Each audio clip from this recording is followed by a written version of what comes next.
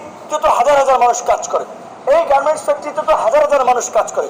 ওই ফ্যাক্টরি ধ্বংস হলে পুড়ে গেলে ওই যারা কাজ করে শ্রমিকদের কি হবে? এই মানুষের রুটি রুজির কি হবে?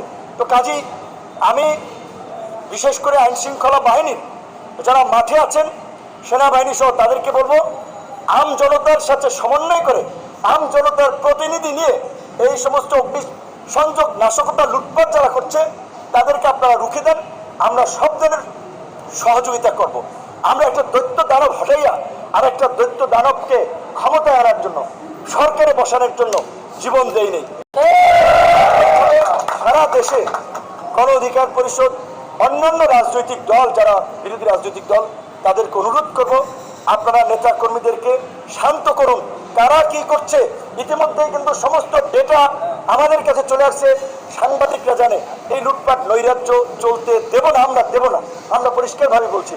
কাজে এত পুলকিত হওয়ার কিছু নাই। কিন্তু মহামান্য রাষ্ট্রপতি মহোদয়কে বলবো, এই যতক্ষণ পর্যন্ত না সরকার গঠন না হয়, উপদেষ্টারা নির্দিষ্ট দায়িত্ব বন্টন না হয়, ততক্ষণ পর্যন্ত আইন শৃঙ্খলা পরিস্থিতি নিয়ন্ত্রণে আসবে না।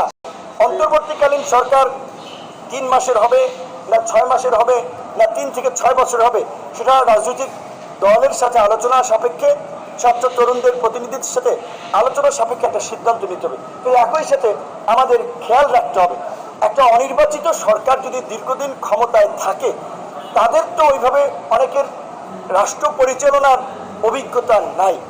ডক্টর মোহাম্মদ ইউনূস স্যারকে প্রদান করা হয়েছে, এটা তো আমরা অনেক আগে থেকেই বলেছি যে বাংলাদেশে ডক্টর মোহাম্মদ ইউনূস স্যারের লেভেলের লোক এই মুহূর্তে নাই। সো তার প্রশ্নে আমাদের অগাধ শ্রদ্ধা, ভালোবাসা, সমর্থন আছে।